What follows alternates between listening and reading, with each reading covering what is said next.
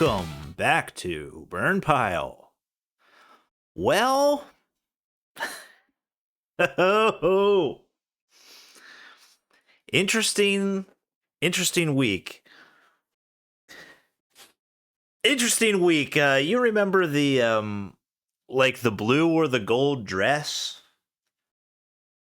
That was like programming, I guess, like predictive programming or whatever you want to call it, getting the population primed for what we've got going on now. Uh, there's a video that very clearly shows a certain thing. I think there's 3 or 4 different angles now that very clearly show a certain thing. Uh, but when half the people look at it, they see something totally different. It's very, very strange. I'm firmly on one side from the first time I saw it, and every angle has just made my conclusion stronger. And I'm kind of baffled as the new angles came out and people keep hallucinating seeing something else. Um, I think okay, so here's one of the core issues that I think with people who aren't me and see this video another way. Um, of course, maybe you're listening to this like 6 months from now and you're like, what the hell is he talking about? But if you're listening to it as it comes out, I'm sure you know I'm talking obviously about the ice shooting video. So here's the thing: when I was first learning to drive, I had my learner's permit or whatever. Like the first few times I got the learner's permit where you're allowed to drive with your parent, and so I'm like with my dad in the car. One of the first things he told me ever was, listen, if you get stopped by the police, they're going to ask for your license and registration. So you need to tell them that the registration is in the glove box. You don't just lean over to the glove box and open it. You say, okay, my registration's in my glove box. And then you lean over and you open it. And so I thought, okay, well, that's what you do. That's just what you do. That's how you teach someone how to drive. You go over here's the turn signal, here's this. By the way, here's another important thing so you don't die. Right? Because the cop is going to think that you're going for the cop's not going to know what you're doing. He's going to shoot you if you do that. Right? And so I thought like everybody grows up with that. Then there was as the years went by, when I was an adult, I'm not sure exactly when this happened. I can't, like once you're an adult, everything runs together and you don't know if something happened 3 years ago or 10 years ago. I don't even know what the context was. I'm not even sure if it was a national or just like a local story in my town back when I was in the US or what, but there was some incident where exactly that happened. Someone was going for something. Oh, no, it wasn't an exact incident. There was it must have been during the Obama years. There was a guy on the news, a black commentator on the news, and he said, listen, black fathers, when they're teaching their sons how to drive, tell them not to go for their glove compartment. That they've got to, they tell the officer, it's in my glove compartment first, and they go do that. And I was, and like the white people he's talking to were like, yeah, that's something only black people have to do. And I was just watching that, and I'm like, well, that's, I love my dad. My dad's actually coming to visit me again in a few weeks. My dad's great. Love my dad. He's a great dad growing up. But, he had his eccentricities and ways he taught us things and stuff. And, I thought, okay, well, is my dad weird? And he just taught me a thing that doesn't apply to white people for some reason. Is this really like, did I just get taught a black people thing randomly? And so then right after that happened, I was on the phone with another friend of mine who's also white, and I didn't mention, I didn't go into the whole thing with my dad, but I'm like, I was told, I was like, yeah, I was watching this thing. This black guy said only black people are taught to tell the officer they're going for their glove box. My white friend was like, yeah, that's so stupid. I was taught to go for my glove box too, or taught to tell the officer I was going for my glove box too. And I was like, okay, well, thank God. I was like, yeah, I was too. Aren't we all taught that? Doesn't everybody get that as part of their driving lesson? The cop doesn't know what you're doing. You don't make sudden movements. You tell him exactly what you're going to do. And I think that's a little bit of what's going on here with this video. Because the fact that that guy said that on the news and the other, the white people on that news program didn't like speak up or anything. I think there are, I guess, a lot of white people who are taught that they can do whatever they want. And maybe they do feel comfortable going for their glove. There's nothing wrong with going for your glove box, and we should be a high trust enough society that you can go for your glove box and nobody freaks out, thinks you're going for a gun. But I feel like people who weren't taught that, right? Like maybe if my dad had a daughter, he wouldn't teach her that. Maybe women aren't taught that. They're taught that they're just adorable and harmless and everything they do is cute. So in this video, my interpretation of it is, from what I've seen,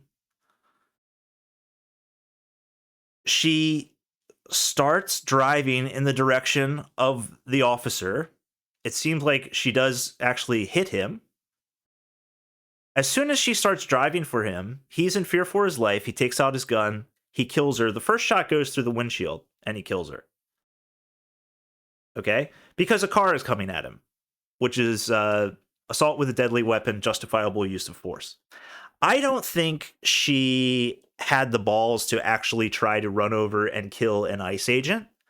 I do think that she was trying to get away, because after his gun is already out and he's in the act of firing, the wheel starts to turn, but there's no way he could have known that. There's no way he could have reacted to seeing that the wheel was just starting to turn away from him. And I believe the car had already made contact with him. So he kills her. The first shot goes through the windshield in the front. And then I think he shoots twice more at her from behind as she's going away. And I guess maybe that part's questionable. I personally don't think it is.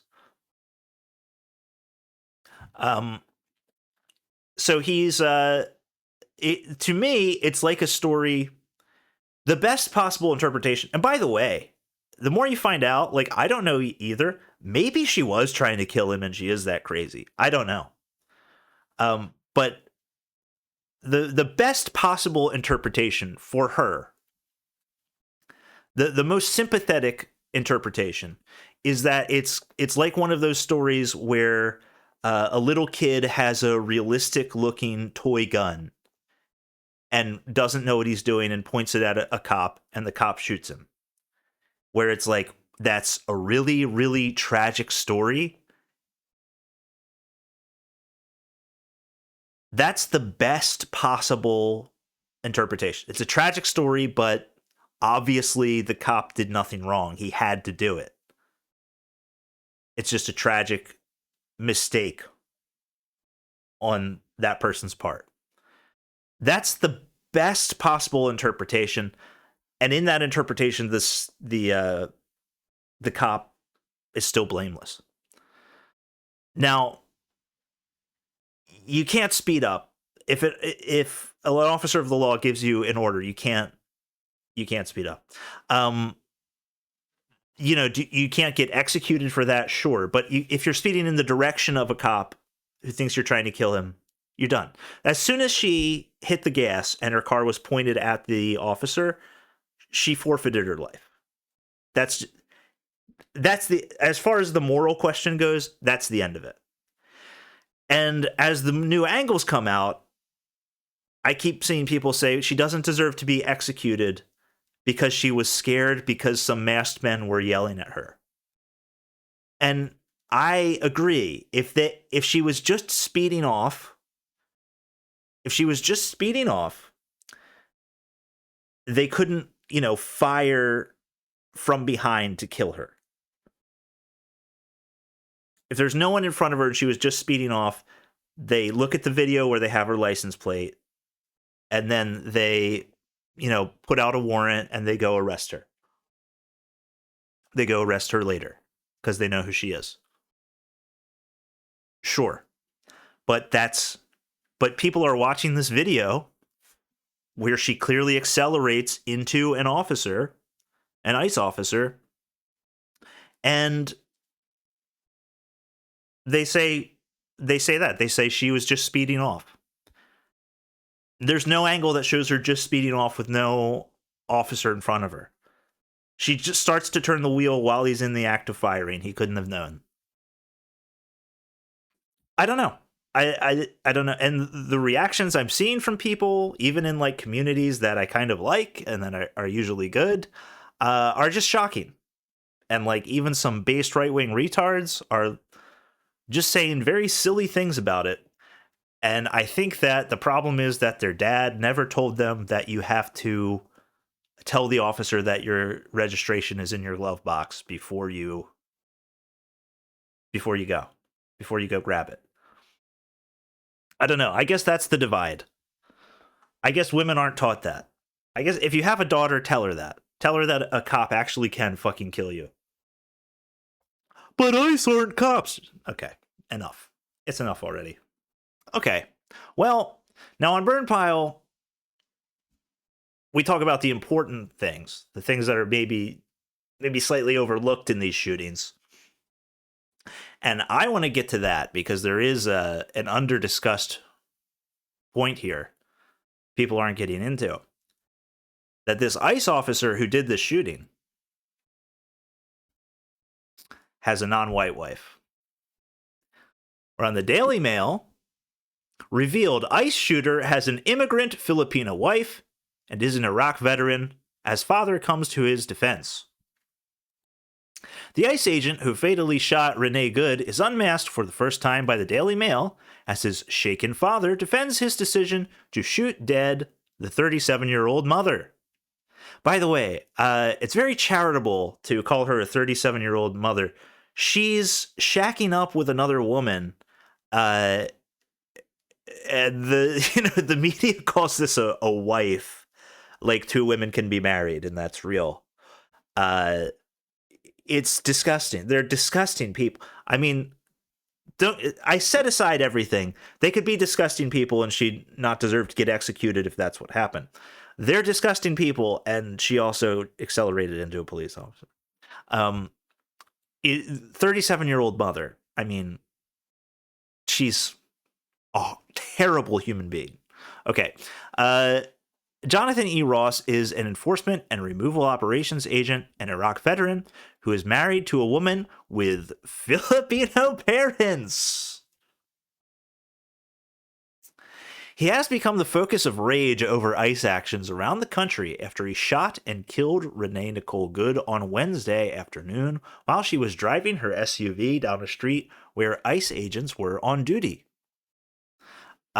She was driving her SUV down a street, huh? Down a street? How about she was driving her SUV towards an ICE officer? How about that's the way you word this? Ross's father defended his son's decision to shoot Good dead in an exclusive interview with the Daily Mail. She hit him, said Ed Ross, 80. He also had an officer whose arm was in the car. He will not be charged with anything. You would never find a nicer, kinder person, the father added about his son. He's a committed, conservative Christian, a tremendous father, a tremendous husband. I couldn't be more proud of him. The elderly dad from North Perkin, Illinois, said his son's wife was a U.S. citizen, but declined to say how long she had been in the U.S. Uh-oh. Quote, I did not want to go any further than that, he added. Ross, who goes by John, has lived on the outskirts of Minneapolis since 2015 and served as an immigration officer since at least 2013. Yeah, that's another thing. Um, Everybody's trying to say there's this narrative that there is this big hiring surge in ICE and that they're undertrained and don't know what they're doing. The guy's an Iraq War veteran who's been an ICE officer since 2013. So fuck off with that. That's not true. Now they've got him here with his mail order Filipino wife, and not a bad looking couple. You know, pretty looks matched actually. Not bad at all. I think he did good. There's a thing I don't understand when you look at some of the women who are available in these American towns, uh, and then you'll hear about like some kind of mail order bride thing. Some guy gets like a Filipino wife or something. I wonder why the mail order bride rate isn't like 100%. Like I'm not at all curious why why it happens. I'm curious why it doesn't happen like most of the time. So he did the logical thing. He's got his Filipino wife here. All right. Well, that's the only interesting thing. He has a Filipino wife. Now, you might recall Derek Chauvin had an Asian wife as well. But she was an unloyal Laotian bitch and abandoned him after it all went down. I think he had it was even worse because he was taking care of her kids. He had like step kids he was raising with her. So he was being like a huge pussy lib cuck, and then he had to take out his rage on George Floyd. Tragic story. Now here's what I've wanted to do for a long time. I've been trying to set this up. I believe I've talked about this before, but I want to have Derek Chauvin's ex-wife co-host the podcast with me. And the way I was going to do that, well, ideally, I'd actually get her. So if anyone has her contact info, please forward it to me. We can make something happen. But the way I was going to do it is I was going to take the Grok, with the companions, and get one of the Grok companions. I was going to have it. I was going to tell it we're doing role play, and it's got to be Derek Chauvin's Asian wife. And then I was going to screen capture it and put it into this video. And just like, I'd be like, you know, we're role playing, like, you're Derek Chauvin's wife. This is like a current events podcast, and you can react to the things that I say, you know, like I'd set it up somehow like that. And it would take forever to set up, and there'd be no payoff, and it wouldn't be that funny, but it would amuse me. I would like it. Maybe it could be a recurring segment. The problem with that is it's the Grok companions are still only on Apple devices. It's also like $30 a month to use them. So I would only do it for like 1 month, I think. But it would be like I'd have to buy an Apple device. Now, someone I know is about to get an Apple device, and I'm thinking about maybe asking to to borrow it and just see how feasible that is to do that. I still don't know how I'm going to do like capture it. Like I don't want to do any editing, so I've kind of got to like stream it in the OBS and capture it. So it would be a ton of setup just for Grok to be like, is Grok going to do I know Grok's really like based and everything, but is it going to do like will it do an Asian accent, do you think? And it'll be like, yeah, as Derek Chauvin's Asian wife, I think it's great that the guy who shot that lady in Minneapolis has a Filipino wife. And that'll be worth it. That'll pay off. Don't say that sucks. That's awesome. It'll be funny. Now you suck. It'll be good. All right. Well, I guess we'll move on from that. Let's go to All right, here's one. This is from redux.info. It says feminist news and opinion. This is my first time going to this one. Um, I've never seen this website before, but the headline here: California family loses custody of daughter after refusing to medically affirm her transgender identity. And I know what you're thinking. This story is from,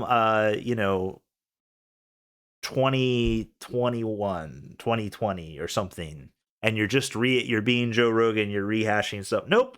Nope. January 7th, 2026. A Ukrainian family in California says child welfare removed their teenage daughter from their home and placed them on the child abuse registry after they declined to, quote, affirm her transgender identity. Speaking to Redux under the condition of anonymity, the parents say the removal followed a report filed by their daughter's psychiatrist without their knowledge. The mother, who will be referred to as Ellie, told Redux that a social worker from Shasta County Child Welfare Services arrived at the family's home on June 3rd, 2024, without prior notice. According to Ellie, the worker accused the parents of emotional abuse and demanded access to their daughter, who will be referred to as Maya, without presenting a warrant or court order. She just kept saying, "You're emotionally abusing your child," Ellie said, but she has nothing in her hands, no paperwork, nothing. The removal was a dramatic climax following years of instability that Ellie says began in early childhood. After the family immigrated to the United States in 2007, Maya began experiencing anxiety, anger issues, attention difficulties, and emotional dysregulation.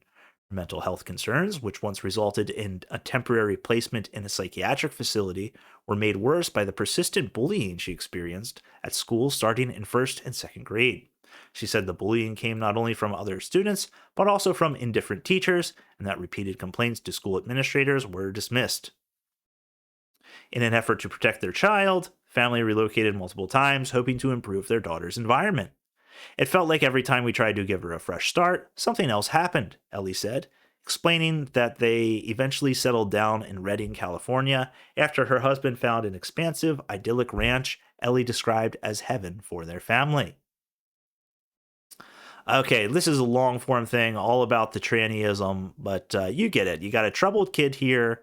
Kid says, actually, all my problems are caused by this thing that I see on the internet and TV or whatever that will give me the maximum amount of attention and sympathy that the whole world is bending over backwards for. I'll be that thing. So she starts quote unquote transitioning, and the government can take your kid away for this. What pisses me off is people act like the pendulum has swung right and that the right is somehow totally victorious. It's not. It's not. Like, the right is just barely beginning to, in some ways, fight back. The social worker who was a part of this, the people who took the children away, I mean, these people should be in prison. These are some really, really bad people. And this is like when Gavin Newsom was pretending to be Trump, like tweeting like he was Trump, he doesn't have that genius in him, so he had some intern do it, and everybody was like, "Oh, look how great this is," and the Groypers were doing this trolley thing where they're like, "Well, Gavin Newsom, like, look at his beautiful white family," and Gavin Newsom was kind of like flirting with them a little bit, like he was kind of playfully like showing his whiteness and his white family to contrast with like JD Vance. Um, this is what people always forget. They like to forget about this. Like, the battle's not over. In these blue states, this sick, disgusting shit is still going on. And it's like, why are you still talking about transgender people? Well, it's still fucking happening. That's why. It's not like there was any kind of, national reckoning with this. It's not like the blue state people were humbled and had to apologize and people went to prison. Until that happens, it's not over. And until that happens, everything is on the table politically. I think, as I've said repeatedly, the only issue I have is that the only domestically, the only issue I have with the Trump administration is I'm worried they won't go far enough. Like, we have all these judges. The judges need to be impeached. The judges need to be imprisoned. Oh, but there's norms and rules.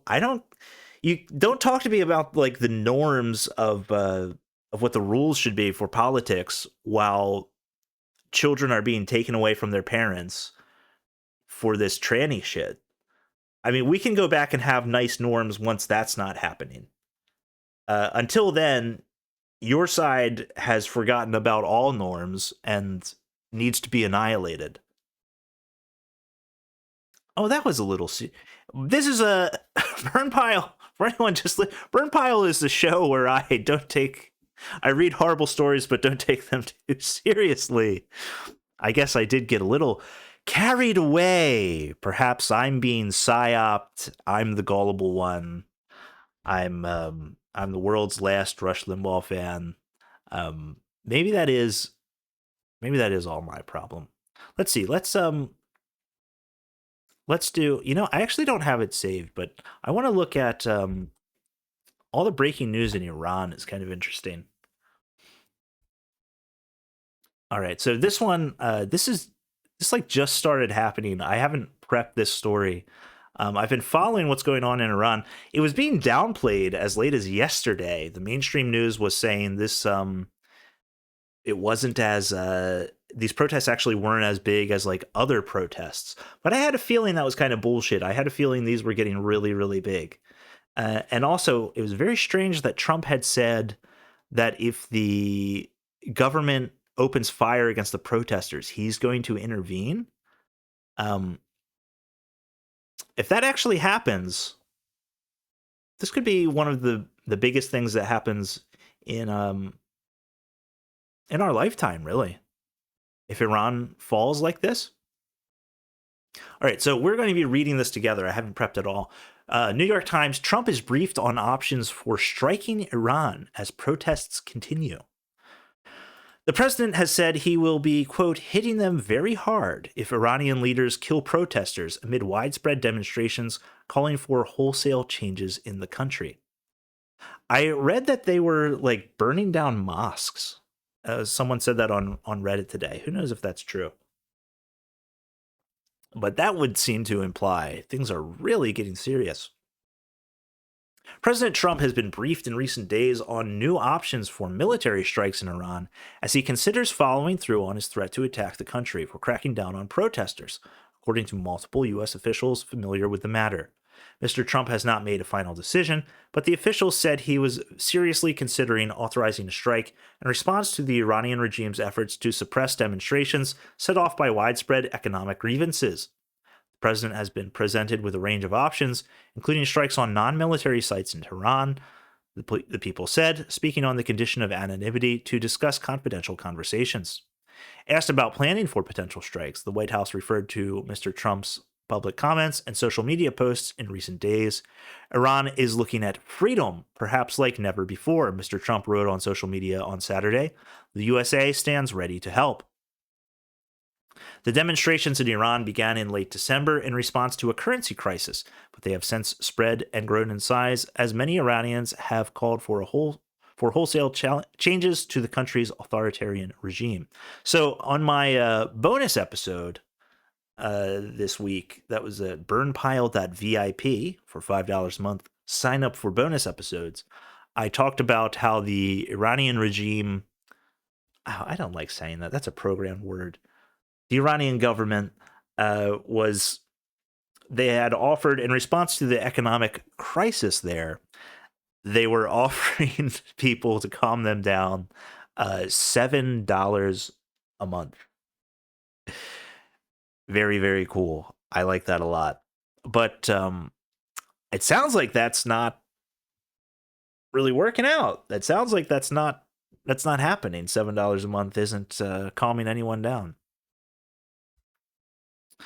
Iran's supreme leader, Ayatollah Ali Khamenei, said on Friday that the government would, quote, not back down in the face of large-scale protests. Mr. Trump has repeatedly threatened to use lethal force against the Iranian government for its efforts to suppress demonstrations, and on Friday, he said that Iran is in big trouble. I've made the statement very strongly that if they start killing people like they have in the past, we will get involved, Mr. Trump told reporters on Friday while meeting with oil executives. We'll be hitting them very hard where it hurts. And that doesn't mean boots on the ground, but it means hitting them very, very hard where it hurts. So we don't want that to happen. Now, I'm still trying to figure out where I stand on this thing where we just do whatever we want in the world, but we don't land any troops. Like the Iran bombing, I'm not a pro-Israel guy, but when we blew up their nuclear sites, I was like, well, we can't do that because they're going to kill Americans. They're going to, it's going to be this whole thing. We're going to get sucked in somehow to this. And nope, didn't happen. We just blew up their sites and we won and nothing happened. Now that one I didn't really care about because I don't care about Israel at all. No, I mean, not in the recovering neocon way where like, well, why are we talking about? I mean, I don't like Israel. I think we shouldn't be helping them. But then this Venezuela thing, getting Maduro in like the coolest way possible, doing the coolest thing anyone's ever seen, just totally like kidnapping the president of a foreign country and taking him away, and no one can do anything about it, taking 0 losses, being completely fine. That's a new thing. Like, and it seems like people can complain all they want. It seems like there's a 0% chance we're going to have boots on the ground right now. It seems like we're not going to land any troops in Venezuela. Now, if it happens next week, I'm going to look like a jackass. But it just seems like that's not what's happening. The vice president, who's now the president, was like, yeah, I guess we'll do whatever you want. But then to her own people, she says, no, I don't know. Do you think she was behind it? The vice president of Venezuela? I'm kind of starting to think she was kind of like, just get this bitch out of here so I can be president. I'll give you the oil. Just let me save face. I got a little off track, but I mean, this new thing we're doing where we just launch missiles from outer space and or from like super space planes that no one can shoot, or we just in Venezuela, like very, very slow moving helicopters. And we just do literally anything that we want and no one can do anything about it. That, I don't know. Maybe I'm not anti-war if that's what it is. If we just do whatever we want and we don't cause a refugee crisis that affects us and we don't land any troops there and we just get everything we want from blowing things up. Like, did Trump just actually figure out how to like min-max foreign policy and you can just do anything? It kind of does seem like that, doesn't it? And if that's the case, maybe what the fuck? I love Israel now. No, that's a joke. But yeah, I don't know. I don't really, as long as no soldiers land in Iran, I don't care that much what happens. And I also feel sad when people chant death to America. And it is very funny when people are really tough and they get humbled. Like Maduro saying, "Come get me, vato," or whatever he said in that speech. And then we got him. And like Khomeini saying, I'm never going to give up. You'll never defeat me. I will never give in to these protests. And then we just, I don't know, maybe we blow him up with a missile in the middle of the protests. That would be kind of funny. What's going to happen if we blow him up with a missile while there's these mass protests and then the protesters take over the government? What are they going to be mad at? They'll probably like erect a statue of Trump if he does that. It does seem like there's no downsides. Now, there might be some moral problems with it. I don't care about Iran. That's the thing. Like, I hope it works out for them. I hope they all figure it out and have better lives. It does seem like the better path for that is if the protesters take over and there's no deal that's going to be made with the Death to America people. And oh, they were installed by the CIA, whatever. Okay. Whatever. But yeah, I don't know. Like, if we're not getting involved in forever wars with it, and it's just like Trump commands it and it's done, it takes 3 hours. I don't know. That has to, I truly don't know. Like, I've got to go back and reassess everything. Um, if we actually do just get whatever we want, that's pretty cool. That's not bad. I don't know. Watch now. I said all this. Tomorrow we're going to land troops in Venezuela, and we're going to be involved in Venezuela and in Iran for the next like 30 years. And I'm just completely wrong. So we'll see. We'll see what happens. Who knows? Who knows? That's enough about Iran. Let's go into this guy who wanted to kill Trump. This is from the New York Post from January 8th.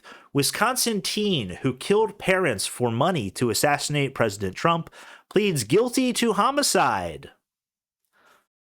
A Wisconsin teen pleaded guilty on Thursday to killing his parents so he could steal their money and fund an assassination attempt on President Trump, possibly sending him behind bars for life. That's the same kind of attitude. It's the same kind of media consumption habits that lead people to go park their cars in front of ICE and try to disrupt everything.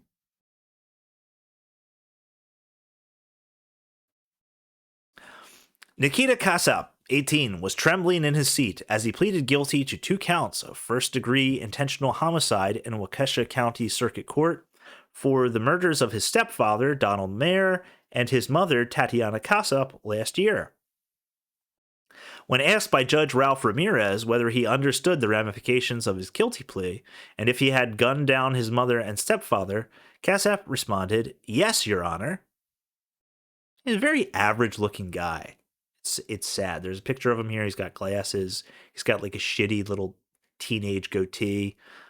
But yeah, very, very sad. You hate to see it. Casap trembled in his seat at the defense table as Ramirez asked him if he understood the ramifications of his plea. What? Why did the New York Post write the same thing twice? Don't they know I'm trying to steal their content for my show? Prosecutors dropped 7 other charges against Casap, blah, blah, blah, blah, blah. Here we go. Investigators believe Casap shot his stepfather and mother at their Waukesha home sometime around February 11th and lived with their rotting bodies for weeks. Now that's funny. The teen then fled across the country in his stepfather's SUV. After snatching $14,000 in cash, jewelry, passports, his stepfather's gun, and the family dog, according to a criminal complaint.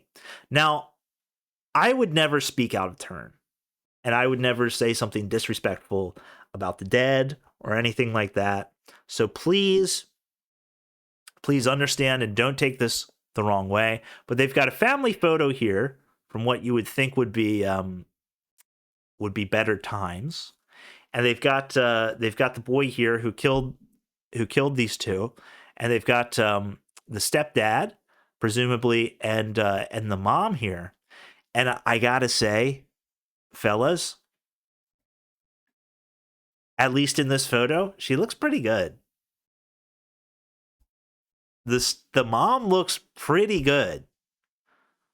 Like, he's 18. She's got to be at least in her 40s. She looks pretty good. Pretty good. It's a shame her son was a demon who killed her, but she looks pretty good. He was cuffed on February 28th during a traffic stop in Kansas, authorities said. A federal search warrant revealed Casap had written a manifesto calling for Trump's assassination and was in cahoots with others about his plan to kill the president and overthrow the U.S. government. Federal officials accused Casap of plotting his parents' murders, buying drones and explosives, and sharing his plans with others, including a Russian speaker. The killing of his parents appeared to be an effort to obtain the financial means and autonomy necessary to carrying out his plan. Detectives also discovered several disturbing messages on Casap's cell phone from the month before his parents' murder, where the teen asked how long he would have to hide before he could be moved to Ukraine. An unknown individual speaking Russian responded to Casap, but authorities did not reveal in the complaint what the person said. So while in Ukraine, I'll be able to live a normal life, even if it's found out I did it? Casap asked. Each homicide count carries a mandatory life prison sentence, blah, blah, blah, blah, blah. So your options, I think. So if you come to America from Ukraine, your kid is going to become trans, and the American government is going to take your kid from you if you won't help them take puberty blockers or whatever. And if you're in America and you're going to Ukraine, maybe you can be safe even if you killed the president. I mean, it's sounding like, of the two, it kind of sounds like Ukraine's kind of a better place to live, doesn't it? Ukraine doesn't sound half bad. Sounds like the land of freedom. For God's sakes, you can kill your hot mom and your stepdad, live with their body for a few weeks, get $14,000, and somehow take that $14,000 in an SUV and kill the president, and then you can get your ass to Ukraine and just, I guess you'll be fine. I don't want to denigrate this kid. It seems like, to me, as an outsider, and hindsight is 2020. I'm saying this well after his mission failed, of course, but it seems like to me that perhaps from the start there were holes in the plan. That's what I'm saying. It seems like maybe there were some things he didn't quite think about, like for example, I don't have a whole lot of money. I'm not a wealthy person, but I could scrounge together $14,000.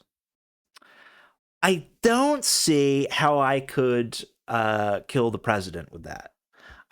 Even if you gave me a gun and an SUV and $14,000 in cash, I don't quite see how that's going to help me kill the president. Like, am I going to go to the White House and knock on the door, and the Secret Service is there, and I'm like, guys, look, just let me in. And then I open the bag and I've got $14,000 there. I go, guys, okay, let's just turn the other way on this one. All right. Like, I just don't see. So that's the first problem. Then the second problem is, imagine the Secret Service has turned their back and they let you get away with killing the president because you gave them $14,000, which they had to split. There's probably 20 of them in there. They had to split it amongst themselves. Each one gets like $800. But let's say they went for it.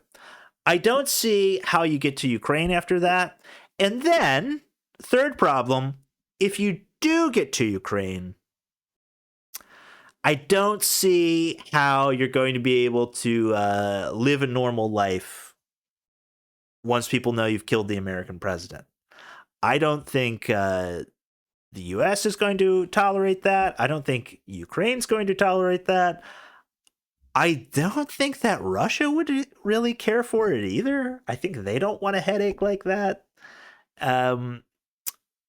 It seems like it to me, as an outsider, seems like a flawed plan. Seems like he hadn't thought it through. Hey, I was 18 once.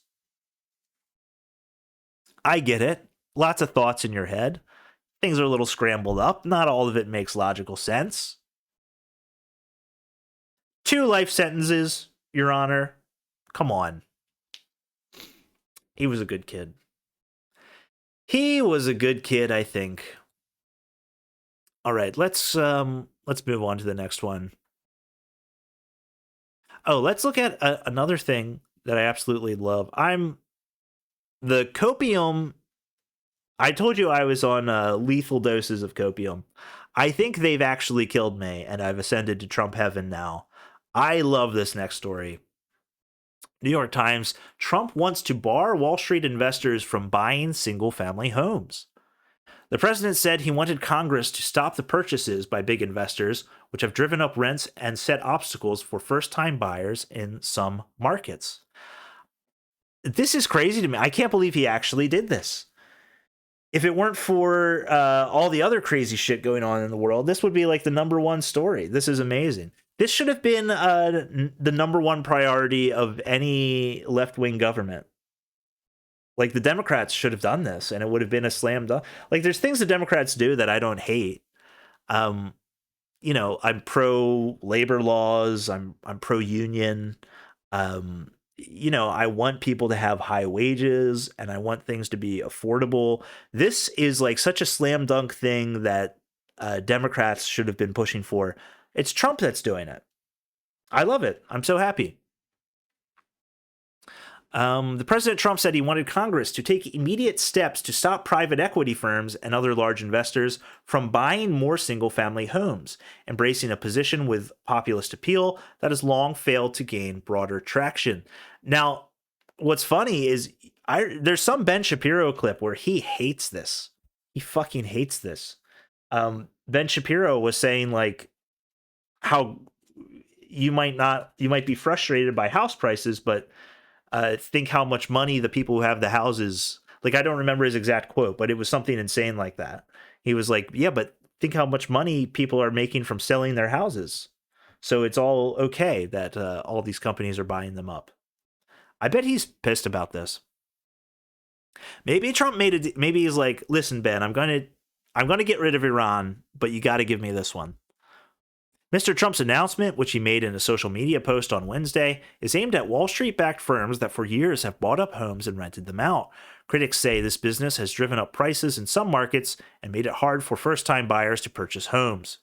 His post contained few details, though Mr. Trump promised to say more about his plans during a speech this month at the World Economic Forum, where some of the world's richest and most powerful gather for policy discussions. But if the plan that emerges has teeth, it will face stiff resistance from Wall Street and its allies in Congress. The proposed ban is Mr. Trump's latest attempt to try to address housing affordability for average Americans as he faces mounting political pressure to address cost of living issues. Good. From home prices to grocery bills. Good. Yeah, he should have that. Did they say the World Economic Forum? Did someone say World Economic Forum? Burn Pile is brought to you by the ADL, fighting hate for good. The World Economic Forum, there it is. And by the Open Society Foundations. Burn Pile is also brought to you by listeners like you. Sign up at burnpile.vip, where for $5 a month, you'll get access to bonus episodes every damn week. That's burnpile.vip. Burnpile.vip.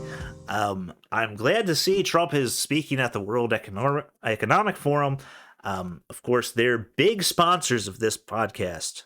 They love this podcast. They sponsor it. They're like, those 27 views you get on YouTube are, they put us over the edge. That's what makes us a powerful entity.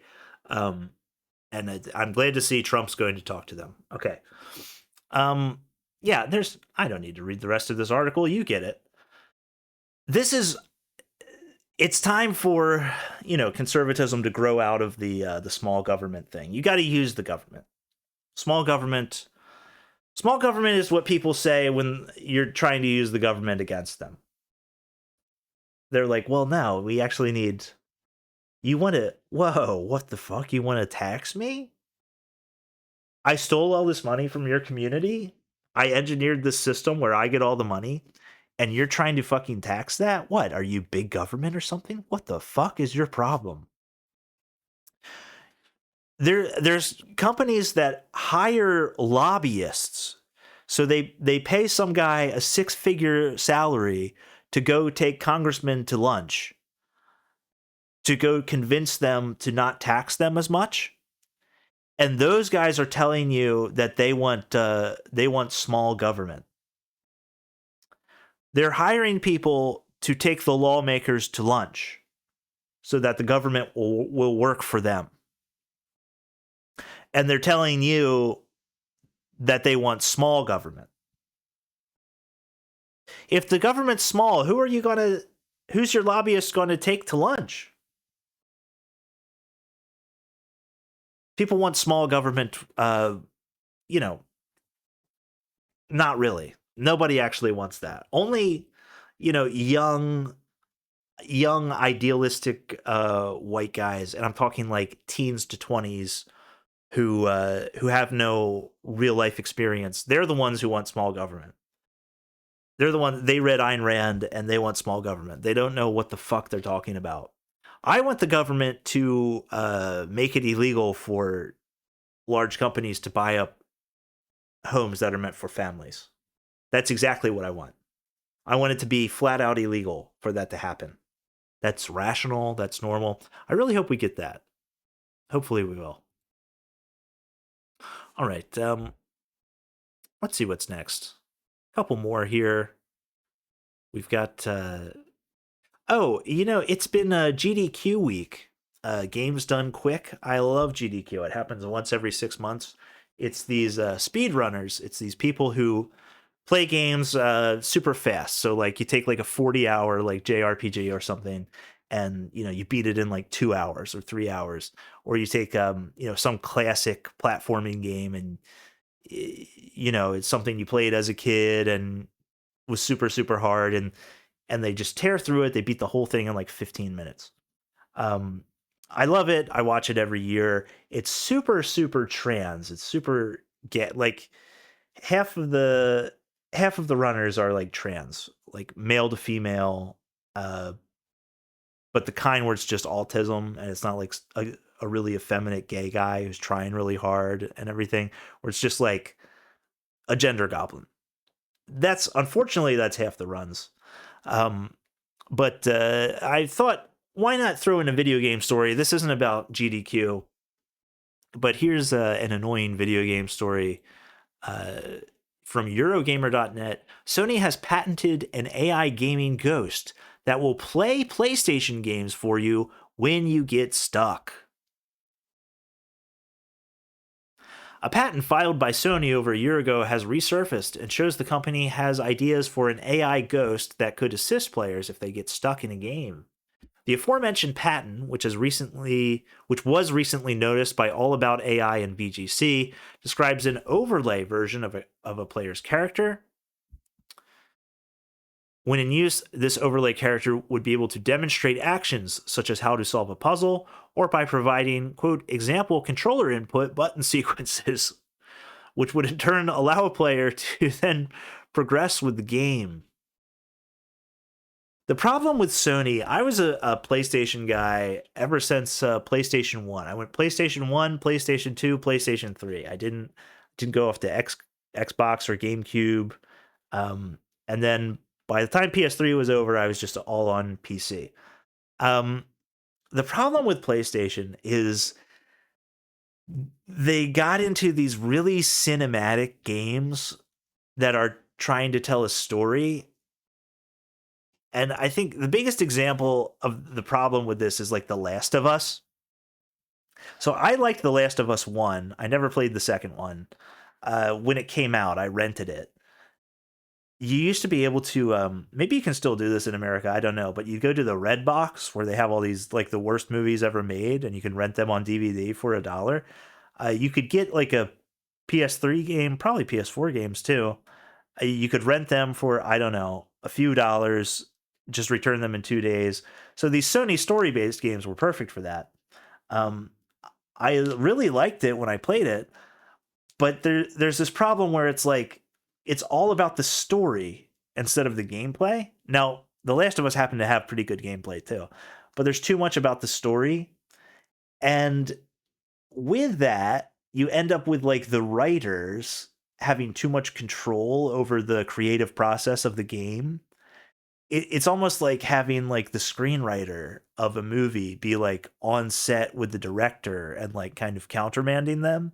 And the games are like more and more story focused, and lots of games have like a story, they have a difficulty setting that's like below easy, that's like story mode, where you can just kind of blow through the game and play it.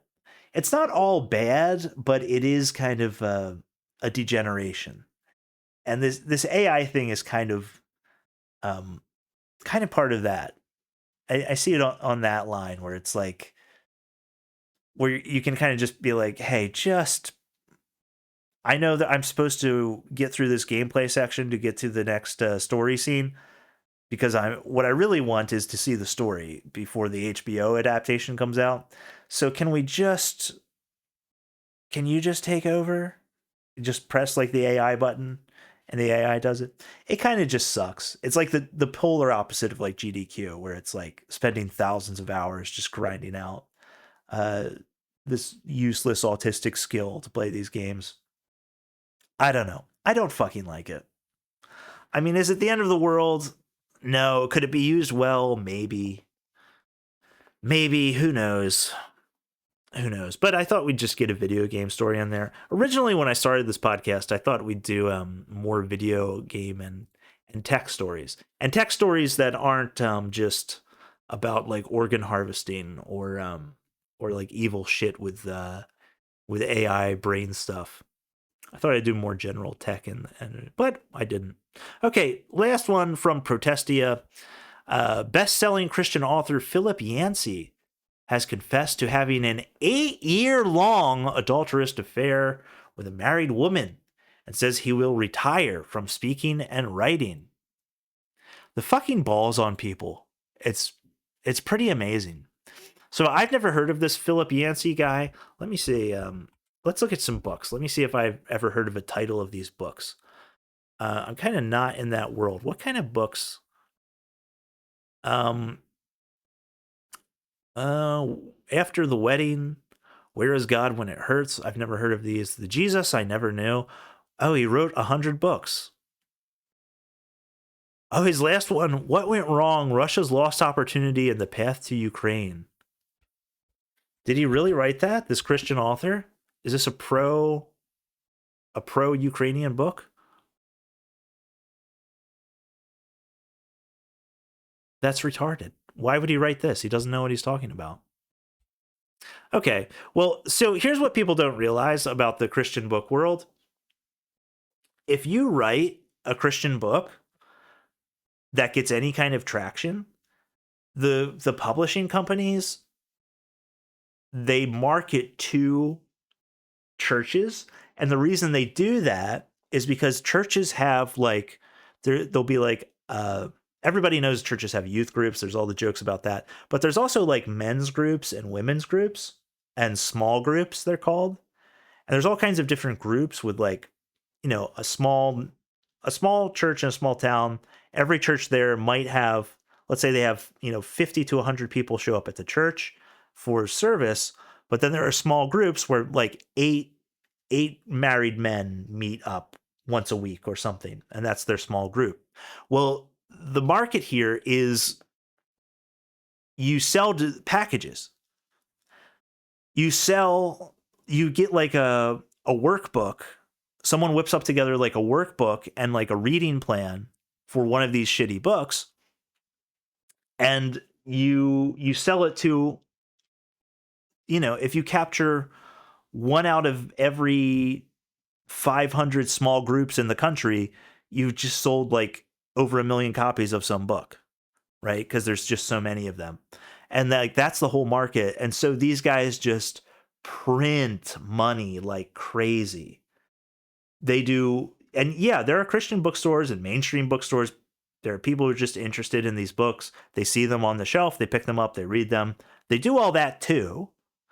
But then they also do these like bulk sales, and they sell, 8, 10, 20, 30 copies at a time to churches all across America, and they make a shit ton of money.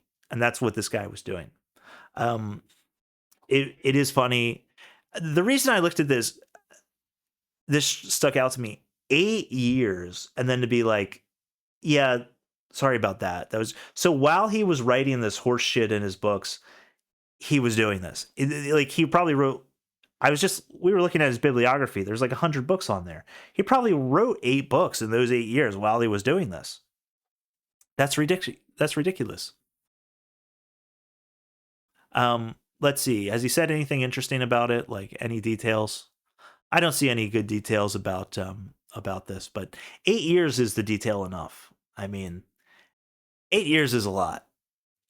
8 years is a lot. You know what? Like year 2 of the affair, you should be like, you know what? I'm not going to write Christian books anymore, actually. Hey, maybe that's what he did. His last book seemed to be a secular book about Russia. So maybe he was like, you know what? Year 2 of the affair, I'm pivoting. I'm not going to admit what I did, but I'm going to stop. Fear for your soul a little bit.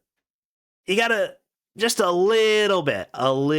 You can't write about like Jesus and my wonderful marriage and all this stuff, and be in year 4 and 5 and 6 of the same affair. Just shut up about it. Just you don't even. I don't care. Continue the affair. That's fine, but just stop writing the book. Stop writing the Christian books, please. You've got to. All right, everybody, that's it. I'll see you in the bonus episode. Bye.